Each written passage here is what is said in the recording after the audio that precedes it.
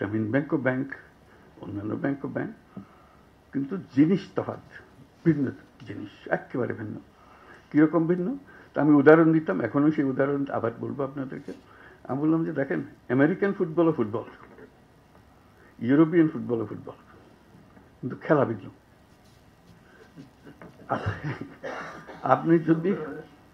আপনি যদি ইউরোপিয়ান ফুটবলের রেফারিকে নিয়ে আমেরিকান ফুটবল চালাইতে চান, ইট উইল বি ডিজাস্টার, পাগল হয়ে যাবে সবাই। আপনি বলছেন যে বাংলাদেশ ব্যাংককে দিয়ে, সেন্ট্রাল ব্যাংকে দিয়ে ক্ষুদ্র ঋণ রেগুলেট করবেন। বাংলাদেশ ব্যাংক তো ক্ষুদ্র ঋণ জানেই না, সে তো ইউরোপিয়ান ফুটবলের রেফারি, তাকে রেগুলেটরি অথরিটির দায়িত্ব দেওয়া ঠিক হবে না। বলছে আমরা পৃথকভাবে করবো, আমরা পৃথকভাবে করলেও এটা বাংলাদেশ ব্যাংকের জিনিস হবে, এটাকে আপনি ভিন্ন করতে হবে। এইটা নিয়ে বহুদিন ঝগড়া হলো, তো অবশেষে রাজি করালাম, ফখরুদ্দিন রাজি হলো যে হ্যাঁ এটাকে পৃথক করা হবে, পৃথকভাবে হবে। তখন কথা উঠলো যে একজন ডেপুটি গভর্নরকে দিয়ে এটা প্রধান হবে না। বুঝলেন না, তাহলে আবার এটাকে নিচে নামিয়ে ফেললে গভর্নরকে এটা প্রধান হতে হবে, তাহলে এটা গুরুত্ব পাবে। ডেপুটি গভর্নরকে দিলে সে গুরুত্ব পাবে না। এটা নিয়ে আবার ঝগড়া হলো, মতবিরোধ হলো, অবশেষে সেটাও রাজি হলো। তারপর বলল যে এটা এখানে আমাদের অফিসে এরা করবে। আমি না, তো এই অফিসে বাংলাদেশ ব্যাংকের অফিসে এটা হতে পারবে না, এটা ভিন্ন পৃথক জায়গাতে হতে হবে। মানুষ যেন জানে তার রেগুলেটরি অথরিটি ওইটা। বাংলাদেশ ব্যাংকের সঙ্গে কনফিউজ করে ফেললে বাংলাদেশ ব্যাংকের ইনফ্লুয়েন্স আসতে থাকবে, যেই করো ওই করো, এটা ঠিক হবে না। অবশেষে সেই হলো, আজকে সেটা নতুন বিল্ডিং হলো। এটি হলো আমার শেষ বক্তব্য, যে আমি খুব খুশি হলাম যে এটা পৃথকভাবে হয়েছে, খুব সুন্দরভাবে হয়েছে। যারা পৃথকভাবে করেছে তারা বাংলাদেশ ব্যাংকের অনেক লোক ছিল, কিন্তু তারা জিনিসটা বোঝার চেষ্টা করেছে এবং সেই বোঝার প্রতি সম্মান করে তারা সেই নিয়মকানুনগুলো করেছে। তারা যদি বাংলাদেশ ব্যাংকের অন্যান্য ব্যাংকের যে রেগুলেটরি নিয়মকানুন এগুলো এটার উপরে যদি স্থাপন করতো, তাহলে মাইক্রো ক্রেডিট সেদিনই শেষ হয়ে যেত, ওরা আর খুঁজে পাওয়া যেত না। তারা যেহেতু এটাকে সম্মান করেছে, বোঝার চেষ্টা করেছে, সেটার নিয়ম ধরে ধরে তারা অগ্রসর হয়েছে, তার জন্য আজকে এতদূর অগ্রসর হতে পেরেছে। আমি তাদেরকে বাহবা দিচ্ছি, ধন্যবাদ দিচ্ছি।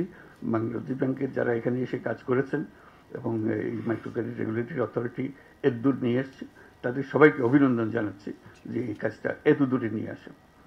আরেকটা ফল হলো, এই সমস্যা শুধু বাংলাদেশের না, যে দেশেই মাইক্রো ক্রেডিট হয় সে দেশেই প্রবলেম হয় রেগুলেশন।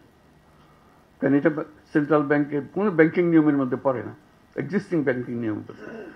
তো আমি বারে বারে বলে আসছি তোমাদের এত কথা চিন্তা করার কারণে, বাংলাদেশ অলরেডি এর সমাধান দিয়ে দিয়েছে। Micro credit regulatory authority, just follow them, তাদের নিয়ম কানুন নিয়ে আসো, তোমরা সেভাবে করো। বহু দেশ সেটা অনুসরণ করেছে। তারা যেহেতু দেখছে যে এটা বড় হচ্ছে, এটাকে সামাল দিতে হবে, কাজে এটা মাইক্রো ক্রেডিট রেগুলেটরি অথরিটি শুধু যে বাংলাদেশের জন্য কাজ করেছে তা না, এটা আন্তর্জাতিকভাবে অনেক দেশের সহায়ক হয়েছে, সাহায্য করেছে যে জিনিসটা করে দেওয়ার জন্য। তো সেটার জন্য আমি অভিনন্দন জানাচ্ছি মাইক্রো ক্রেডিট রেগুলেটরি অথরিটিকে, যেটা পৃথিবীতে একটা দৃষ্টান্ত স্থাপন করার জন্য, একটা অধ্যায় সৃষ্টি করার জন্য। মাইক্রো ক্রেডিটের যে কন্টিনিউয়াম যেভাবে এটা চলছে, তার মধ্যে মাইক্রো ক্রেডিট রেগুলেটরি অথরিটির একটা বিরাট অধ্যায়। এটা ছোটোখাটো জিনিস না। কাজে এই সম্মান, এই ঐতিহাসিক গুরুত্ব আমরা তাদেরকে দেবো, অবশ্য পৃথিবী দেবে, দেশ দেবে, যে গুরুত্বপূর্ণ ভূমিকা তারা পালন করেছে এবং সুন্দরভাবে পালন করেছে। সেই জন্য আমরা তাদেরকে ভাবা দিচ্ছি এত সুন্দর করে পালন করে। এটা সহজ জগৎ নয়, এটা নিশ্চিত করে বলতে পারি এটা সহজ জগৎ নয়, কিন্তু তারা এই জগৎকে অত্যন্ত সুন্দরভাবে পরিচালনা করেছে এবং করছে। ভবিষ্যতে আশা করি আরও সুন্দরভাবে এটাকে পরিচালনা করবে।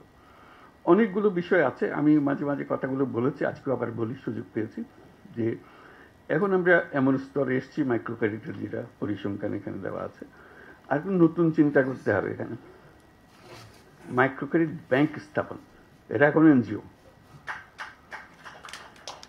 কাজে এনজিওর থেকে উত্তরণ হতে হবে। এনজিও পর্যায়ে রয়ে গেলে এটা ঠিক আবার ওই ব্যাংকিং মেজাজে আসবে না। মেজাজে আসতে হলে তাকে ব্যাংক হতে হবে। এই মাইক্রো ক্রেডিট ব্যাংক নামে একটা আইন করতে হবে, যেটা আইনের কথা আভাসিক নিয়ে আমরা পাচ্ছি এখানে। এটা পরিষ্কারভাবে এটা নতুন একটা ব্যাংক হতে হবে, নতুন আইনে সেটা regulatory authority, micro credit regulatory authority হতে পারে, ভিন্ন অথরিটি হতে পারে, কিন্তু we need a separate banking law. যেখানে এখন যেটা পরিসংখ্যানে দেখছেন, তারা সদস্যদের সঞ্চয় নিতে পারে, বাইরের কারোর ডিপোজিট নিতে পারে না। এটা একটা তার সীমাবদ্ধতা। ফলে সীমাবদ্ধতার ফলে তাকে অপরের কাছে হাত পাততে হয়, দায়বদ্ধ হতে হয়। কেন হবে? সে এত সুন্দর ব্যাংকিং করে, আরেকজনের হাতে হাত পেতে কেন করবে? সে তার মধ্যে কি অভাব আছে যেটা সমবায় ব্যাংকে ছিল, এদের কাছে নেই? সমবায় ব্যাংকে আপনারা ব্যাংক বলছেন, মাইক্রো ক্রেডিট ব্যাংকে আপনারা ব্যাংক বলবেন না, তাকে সেই অধিকার দেবেন না। কি কি পাস করতে হবে তাকে এটা করার জন্য? সে সব কিছু পাস করে এসছে। কাজে আমার মনে হয় এটা সময় এসছে যে এটা মাইক্রো ক্রেডিট ব্যাংক আইনে করা। এরকম একটা প্রস্তাব একটি দেশকে দিতে গিয়ে বিপদেও পড়ছি আমি। সে খুব বিপদের কথা বলি। তারা বিরাট বিরাট মাইক্রো ক্রেডিট প্রোগ্রাম করেছে, সারা দেশ জুড়ে করেছে, বিশাল দেশ। ওই মাইক্রো ক্রেডিটের মধ্যে আলাদা করে রেখে দিয়েছে। তাহলে বলছি এত সুন্দর কাজ করছে, এত বড় বড় কাজ করছে, তোমরা একে ব্যাংকিং লাইসেন্স দাও না কেন? কি অভাব তাতে? বলে যে না, এটা মাইক্রো ক্রেডিটের বাইরে ওরা পারবে না। আমি যদি দিয়ে দেখো তো একবার।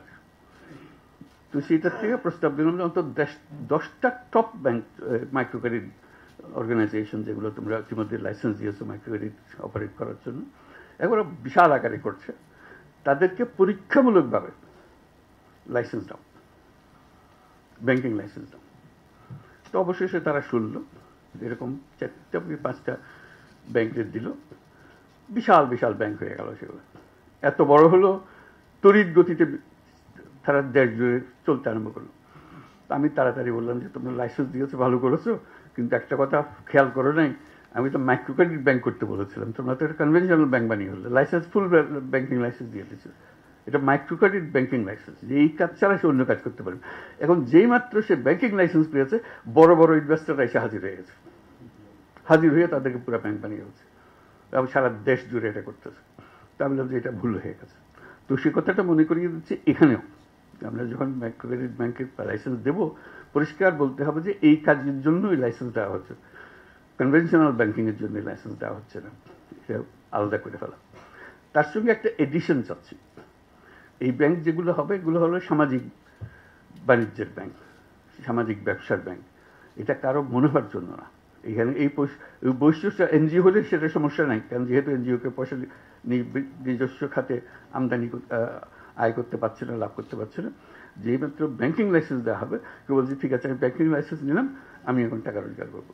সেখানে লাইসেন্সের মধ্যে, আইনের মধ্যে থাকবে এটা একটা সামাজিক ব্যবসার প্রতিষ্ঠান হবে, অর্থাৎ মালিক এর কাছ থেকে কোনো মুনাফা নিতে পারবে না। এবং মালিক, সদস্যরা, মাইক্রো ক্রেডিটের একটা বৈশিষ্ট্য, সদস্যরা মালিক হয়। কাজে যেমন গ্রামীণ ব্যাংকে মালিক হয়েছে ব্যাংকের মালিক, গ্রামীণ ব্যাংকের 90% মালিকানা হলো না, গ্রামীণ ব্যাংকের যারা ঋণ গ্রহীতা তারাই হলো তাদের মালিক, এবং তারাই বোর্ডে বসে, তারাই নিয়ন্ত্রণ করে। কাজে ওই রকম একটা কিছু যে ব্যাংকিং লাইসেন্স হবে, যেখানে তারাও পার্টিসিপেট করবে, তাদের জন্য তারা মুনাফা পাবে। কিন্তু যারা ঋণ গ্রহীতা নয়, কোয়ালিফাই করে না, সেই রকম যারা ইনভেস্টর, তারা তাদের কাছ থেকে মুনাফা নিতে পারবে না। এই একটা বিশেষ অংশ তার মধ্যে থাকতে হবে। দ্বিতীয় অংশ যেটা থাকতে হবে, যেটা আমরা বারে বারে জোর করছি, এই পুরো গ্রামীণ মাইক্রো ক্রেডিট গ্রামীণ ব্যাংক সৃষ্টি হওয়ার মূলে যেটা ছিল, এটার আইডিয়া যে মানুষ মাত্রেই উদ্যোক্তা। এটি হলো অন্যান্য জিনিসের থেকে যে আমরা পৃথক করলাম। মানুষ মাত্রই উদ্যোক্তা, সে চাকরি চাইবে না, নিজে উদ্যোক্তা হবে। এই উদ্যোক্তা হওয়ার জন্য তাকে আমরা হাতে সরঞ্জাম তুলে দিচ্ছি, যে কারণে সে উদ্যোক্তা হতে পারবে। এখন আমরা তরুণদের, তাদের পরিবারের সদস্য, তাদের ছেলে মেয়ে যারা আছে, যারা চাকরি সন্ধানে বয়স হইতে হতে সবাই বলে চাকরি খোঁজো চাকরি খোঁজো, এটা আর বলবে না, যেহেতু মাইক্রো ক্রেডিট ব্যাংক আছে। যে কোনো ছেলে, যে কোনো মেয়ে মাইক্রো ক্রেডিট ব্যাংকের কাছ থেকে বিনিয়োগ পাবে। যে সমস্ত টাকা সে, যে টাকার ইনভেস্ট করতে চায়, সেই ইনভেস্টমেন্টের টাকা ব্যাংক থেকে আসবে, বিনিয়োগ হিসেবে আসবে। ইনভেস্টমেন্ট যেটা হয় ভেঞ্চার ক্যাপিটাল জাতীয়, ভেঞ্চার ক্যাপিটাল, এগুলোরও নমুনা আমরা সৃষ্টি করেছি, দেশে বহু আছে। এটা হলো যে বিনিয়োগ করছে, তার কাজ হলো তাকে তার কাছ থেকে লাভ নেওয়া না, ক্রমে ক্রমে তাকে সুযোগ দেওয়া যে বিনিয়োগের যে টাকা দিয়েছে সেই টাকাটা আস্তে আস্তে শোধ করে দিলে তাহলে সে পুরোপুরি মালিকানা তার পুরো হয়েছে। প্রথম দিকে সে যদি 90% মালিকানা যে বিনিয়োগ করেছে তার হয়, তার সঙ্গে শর্ত হবে যে তুমি রোজগার করে করে আমার থেকে শেয়ারগুলো কিনে নিয়ে যাবে, আমি তোমার ব্যবসা নিয়ন্ত্রণ করতে চাচ্ছি না, এটা আমার কাজ না, আমার কাজ হলো তোমাকে উঠায় উপরে ওঠানো। এরকম হাজারে হাজারে তরুণ এখন সেই কাজে আছে, তারা করছে এবং ক্রমশ সম্প্রসারিত হচ্ছে। সেটা এই ব্যাংকের নজরে নিয়ে আসা, এই ইনভেস্টমেন্ট। যদি ইনভেস্টমেন্টের টাকা পায় তাহলে কোনো তরুণ আর চাকরির সন্ধানে যাবে না, যাওয়ার কোনো দরকারও নাই। তার কাছে বহু বুদ্ধি, বহু জিনিস সে করতে পারে, যেটা আগে গরিব মানুষ কেমনে টাকা শোধ দেবে, 500 টাকা লোন নিলে সে শোধ কেমনে দেবে, এটা বিরাট গবেষণার বিষয় ছিল, সমস্যার বিষয় ছিল। এখনো মনে হয় যে এই ছেলে মেয়ে তাদেরকে টাকা দিলে তারা কি সত্যি সত্যি ব্যবসা করে টাকা ফেরত দিতে পারবে, ওই সন্দেহ আবার আসছে। তো সেই সন্দেহ অতিক্রম করার জন্য আমরা বাস্তবে সেগুলো করেছি। বহু নমুনা আছে, কারণ যেতে পারে, যে কেউ যেতে পারে, কিন্তু সরকার হিসেবে আমাদের দায়িত্ব হলো সে প্রতিষ্ঠানগুলো সৃষ্টি করে দেওয়া। কাজে এই ব্যাংক সৃষ্টি করার দায়িত্ব হলো আমাদের। এই যে যারা তরুণরা আছে, মহিলা পুরুষ, ঘরে বাইরে যেখানে যেখানে আছে, তারা যেন এই বিনিয়োগটা পায় এবং নিজের বুদ্ধিতে নিজের ব্যবসা করে ফেলতে পারে।